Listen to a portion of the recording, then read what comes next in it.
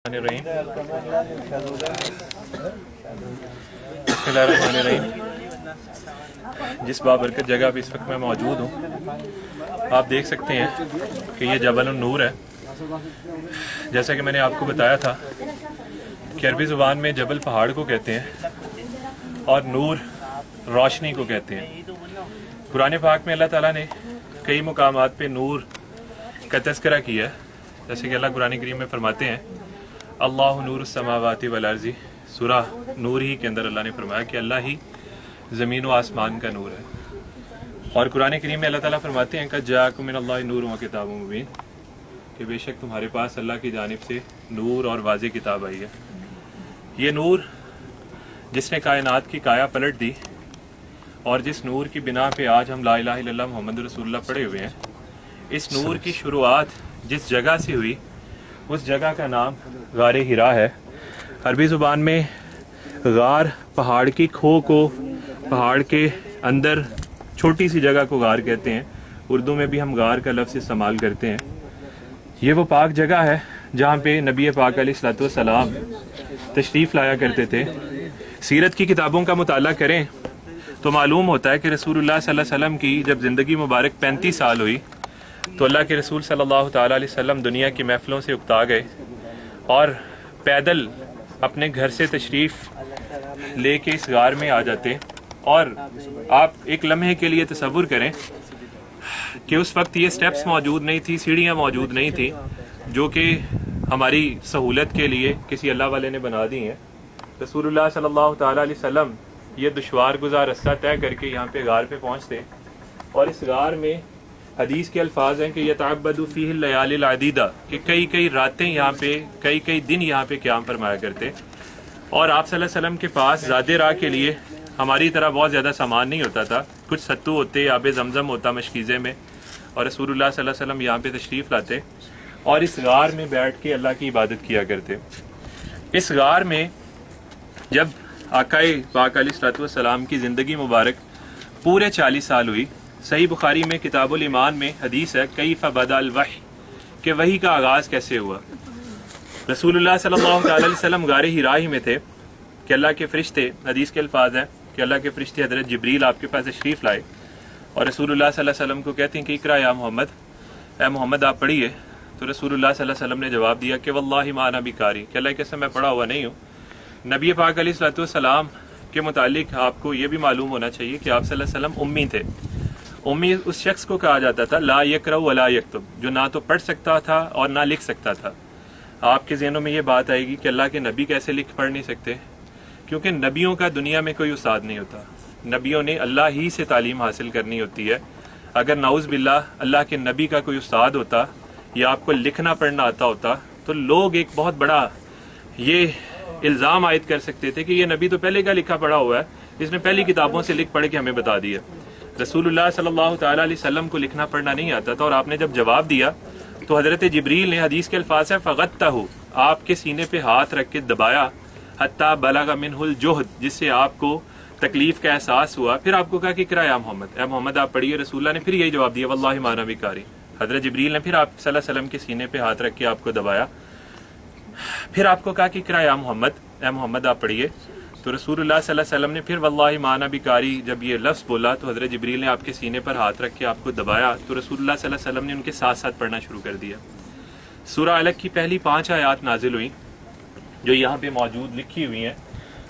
अऊज़ु बिल्लाहि मिनश शैतानिर रजीम, बिस्मिल्लाहिर रहमानिर रहीम, इक़रा बिस्मि रब्बिकल्लज़ी खलक़, खलक़ल इंसान मिन अलक़, इक़रा व रब्बुकल अकरम, अल्लज़ी अल्लम बिल क़लम, अल्लमल इंसान मा लम यअलम। इक़रा पढ़िए बिस्मि रब्बिका, अपने रब के नाम के साथ, अल्लज़ी खलक़, जिसने पैदा किया, खलक़ल इंसान मिन अलक़, इंसान को जमे हुए खून से पैदा किया। इक़रा पढ़िए व रब्बुकल अकरम, आपका रब बड़ा ही बाइज़्ज़त है। अल्लज़ी अल्लम बिल क़लम, जिसने कलम के ज़रिए तालीम दी। अल्लमल इंसान मा लम यअलम, और इंसान को वो कुछ सिखाया जो इंसान नहीं जानता था। ये पहली 5 आयात इस मुबारक गार में नाजिल हुई। रसूलुल्लाह सल्लल्लाहु अलैहि वसल्लम वापस घर तशरीफ़ लाए तो हदीस के अल्फाज है کہ رسول اللہ صلی اللہ تعالیٰ علیہ وسلم نے گھر میں قدم مبارک رکھے تو حضرت خدیجہ رضی اللہ تعالیٰ عنہ کو سامنے دیکھا، فرمایا زملونی زملونی، مجھے میری چادر دو، مجھے میری چادر دو۔ حضرت خدیجہ رضی اللہ تعالیٰ عنہ نے آپ کو چادر اڑائی اور پوچھا کیا ہوا ہے، کیونکہ آج محمد صلی اللہ علیہ وسلم کی حالت بالکل بدلی ہوئی ہے اور آپ صلی اللہ علیہ وسلم کے کندھے کپ کپا رہے تھے اور جسم سرخ ہو چکا تھا۔ حضرت خدیجہ رضی اللہ تعالیٰ عنہ کو رسول اللہ صلی اللہ علیہ وسلم کہتی ہیں کہ مجھے تو اپنی جان کی فکر لگ گئی ہے۔ حضرت خدیجہ رضی اللہ تعالیٰ عنہ آپ کو تسلیاں دیتی ہیں کہ واللہ لا یخزیک اللہ ابدا، اللہ کی قسم اللہ آپ کو کبھی بھی رسوا نہیں کرے گا۔ انک لتصل الرحم، محمد آپ تو صلہ رحمی کرتے ہیں، تقری الضیف، آپ تو مہمان نوازی کرتے ہیں، تحمل الکل، آپ تو دوسروں کا بوجھ اٹھاتے ہیں، اللہ آپ کو ایسے نہیں چھوڑے گا۔ آپ کو ہوا کیا؟ رسول اللہ صلی اللہ علیہ وسلم نے غار میں پیش آنے والے سارے حالات بتائے، حضرت خدیجہ نے آپ کو تسلیاں دیں اور اگلے دن حضرت خدیجہ اللہ کے رسول صلی اللہ علیہ وسلم کو ساتھ لے کے ورقہ بن نوفل کے پاس آئیں۔ ورقہ بن نوفل حضرت خدیجہ کے چچا زاد تھے اور حدیث کے الفاظ ہے کہ وہ تورات کو عبرانی زبان میں لکھا کرتے تھے، عبرانی زبان کے ماہر تھے اور بہت ہی بڑے عالم تھے تورات اور انجیل کے۔ حضرت خدیجہ رضی اللہ تعالیٰ عنہ نے ان کو سامنے رسول اللہ کے بٹھا دیا اور کہتی ہیں کہ محمد سے پوچھئے کہ انہوں نے کیا دیکھا ہے۔ رسول اللہ صلی اللہ علیہ وسلم سے پوچھنے پر جب اللہ کے رسول نے غار میں پیش آنے والے سارے واقعات بتائے تو ورقہ بن نوفل کا جسم کانپنا شروع ہو گیا اور رسول اللہ صلی اللہ تعالیٰ علیہ وسلم کو کہتا ہے خدا کی قسم یہ تو وہی فرشتہ ہے جو اس سے پہلے موسیٰ پر بھی نازل ہوا تھا، آپ تو اللہ کے نبی ہیں، کاش کہ اس دن میں زندہ ہوں جس دن آپ کے لوگ آپ کو آپ کے وطن سے نکال دیں گے۔ جب یہ بات کہی تو اللہ کے رسول نے بڑی حیرانی سے کہا اوا مخرجیہم، کیا یہ لوگ مجھے نکال دیں گے؟ کیونکہ آپ صلی اللہ علیہ وسلم یہ امید ہی نہیں کر سکتے تھے کہ وہ لوگ جو آپ کو صادق کہتے ہیں، جو آپ کو امین کہتے ہیں، جو آپ صلی اللہ علیہ وسلم کے رستے میں اپنی آنکھیں، اپنے دل، اپنی سب کچھ بچھایا کرتے تھے، جن کی نظروں میں محمد صلی اللہ علیہ وسلم کا مقام اس قوم کے سارے نوجوانوں سے سب سے بڑھ کر تھا، رسول اللہ صلی اللہ تعالیٰ علیہ وسلم رسول اللہ صلی اللہ تعالیٰ علیہ وسلم کو وطن سے بے وطن کریں گے؟ ورقہ بن نوفل کہتا ہے ہاں جو پیغام آپ لے کے آئے ہیں، جو نبی بھی یہ پیغام لے کے آیا اس کی قوم نے اس کے ساتھ یہی سلوک کیا ہے، کاش کہ اس دن میں زندہ ہوں تو میں آپ کی بھرپور مدد کروں گا۔ لیکن اس واقعے کے کچھ ہی دنوں کے بعد ورقہ بن نوفل کا انتقال ہو گیا اور رسول اللہ صلی اللہ علیہ وسلم پر وحی کی باقاعدہ شروعات ہوئی۔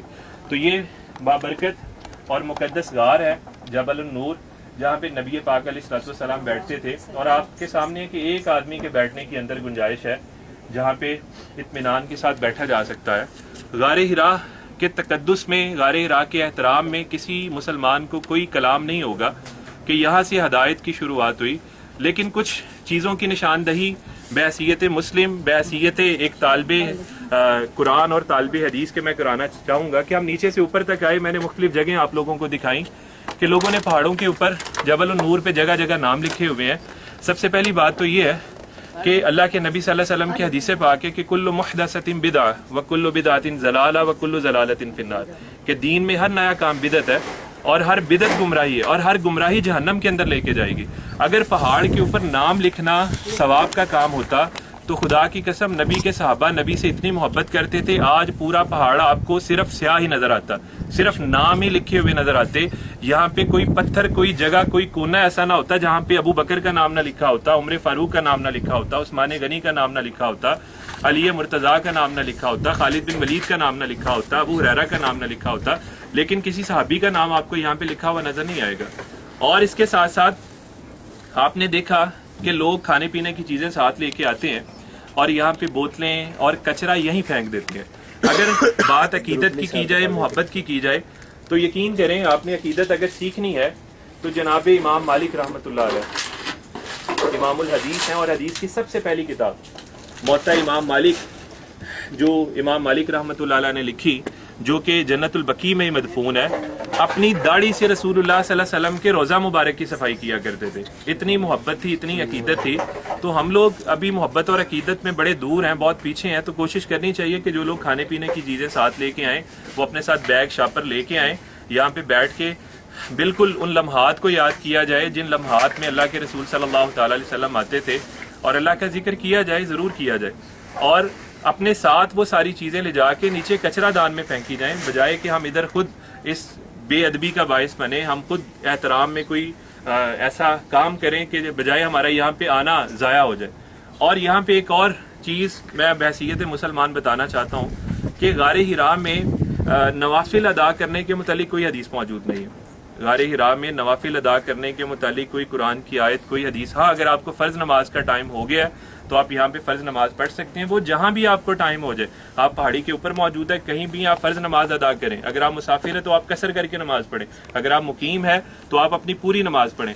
لیکن خاص طور پہ یہاں پہ آ کے یہ سمجھ کے نوافل ادا کرنا کہ یہاں پہ نوافل ہمارے لیے باعث برکت ہوں گے, اللہ کے رسول کی کسی حدیث سے ثابت نہیں. نہ کوئی صحابی یہاں پہ آ کے نفل ادا کرتا تھا, نہ رسول اللہ صلی اللہ علیہ وسلم کے بعد تابعین نے آ کے یہ کام کیا ہے, نہ اولیاء اللہ میں سے کسی نے آ کے, کوئی بھی ہمیں ایک دلیل بھی نہیں ملتی کہ کوئی آ کے یہاں پہ کیا ہے. تو یہاں پہ آ کے غار کو دیکھنا چاہیے, اللہ سے دعا کرنی چاہیے, اللہ کا ذکر کرنا چاہیے, اور کوشش کرنی چاہیے کہ صرف غار کا ہم نظارہ نہ کریں بلکہ یہ پیغام جو نازل ہوا اس پیغام پر عمل کرنے کی نیت سے ہم لوگ یہاں پہ آئیں کہ ہم لوگوں نے اس قرآن پر عمل کرنا ہے, جس قرآن کو اللہ نے شروع یہاں سے کیا تھا, جو اقرا بسم ربک الذی خلق سے شروع ہوا, اور واتقوا یوما ترجعون فیہ الی اللہ. بعض روایات میں یہ قرآن کی آخری آیت ہے, بعض روایات میں الیوم اکملت لکم دینکم واتممت علیکم نعمتی, یہ والی جو ہے نا آخری آیات ہے.